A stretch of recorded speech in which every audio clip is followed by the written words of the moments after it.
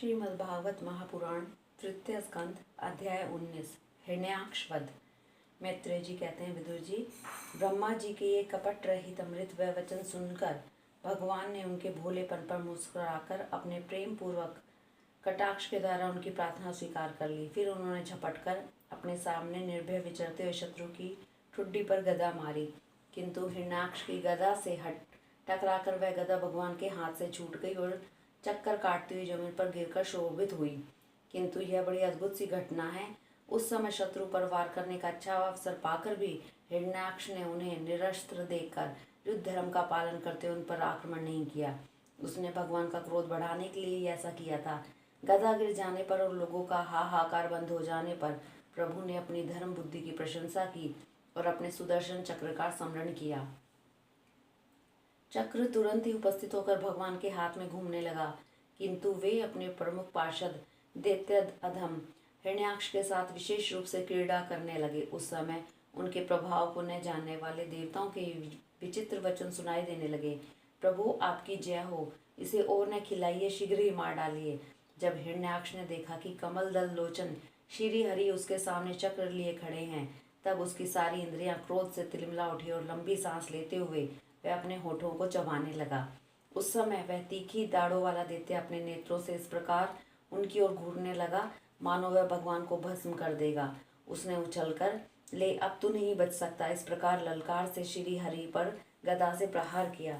साधु स्वभाव विदुर जी, जगमूर्ति श्री वराह भगवान के ने शत्रु के देखते देखते लीला से ही अपने बाएं पैर से उसकी वह वायु के समान वेग वाली गदा पृथ्वी पर गिरा दी और उससे कहा, अरे दैत्य, तू मुझे जीतना चाहता है, इसलिए अपना शस्त्र उठा ले और एक बार फिर वार कर।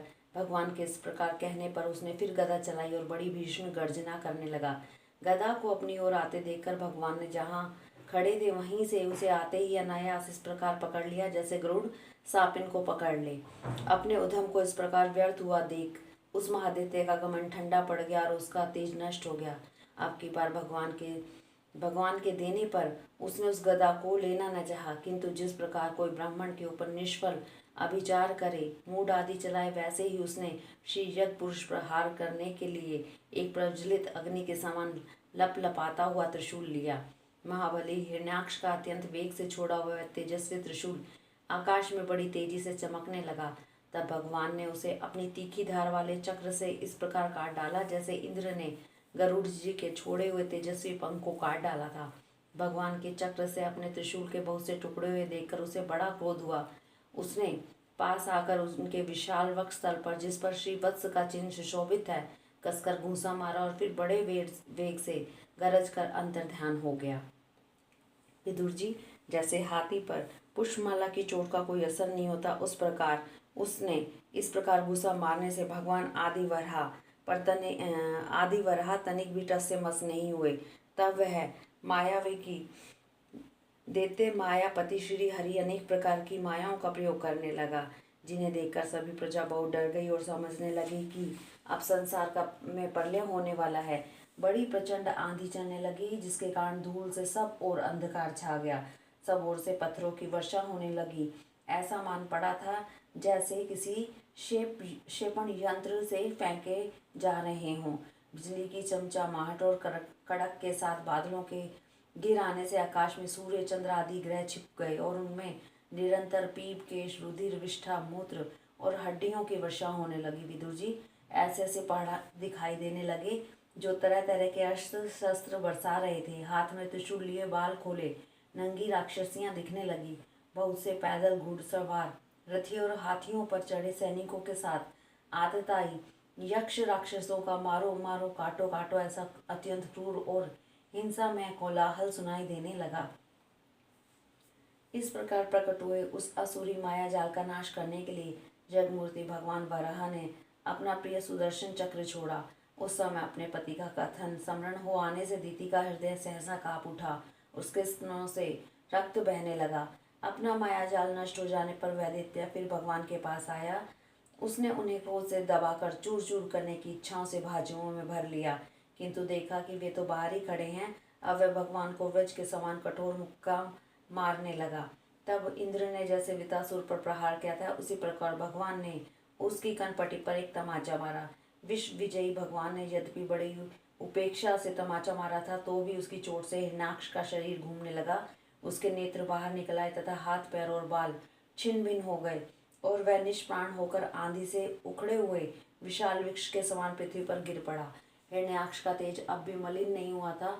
उस कराल दाढ़ों वाले दैत्य को दांतों से होठ चबाते पृथ्वी पर पड़ा देख वहां युद्ध देखने के लिए आए हुए ब्रह्मा आदि देवता उसकी प्रशंसा करने लगे कि ओह, ऐसी अलभ्य मृत्यु किसको मिल सकती है। अपनी मिथ्या उपाधि से छूटने के लिए जिसका योगी जन समाधियों के द्वारा एकांत में ध्यान देते हैं, उन्हीं के चरण प्रहार से उसका मुख देखते ही देखते उस दैत्यराज ने अपना शरीर त्याग दिया। ये हिरण्याक्ष और हिरण्यकशिपु भगवान के ही पार्षद है। इन्हें शापवश अधोगति प्राप्त हुई। अब कुछ जन्मों में ये फिर अपने स्थान पर पहुंच जाएंगे। देवता लोग कहने लगे, प्रभु आपको बारंबार नमस्कार है। आप संपूर्ण युगों का विस्तार करने वाले हैं। संसार की स्थिति के लिए शुद्ध सत्व में मंगल विग्रह प्रकट करते हैं। बड़े आनंद की बात है कि संसार को कष्ट देने वाला यह दुष्ट दैत्य मारा गया। अब आपके चरणों की भक्ति से हमें सुख शांति मिल गई।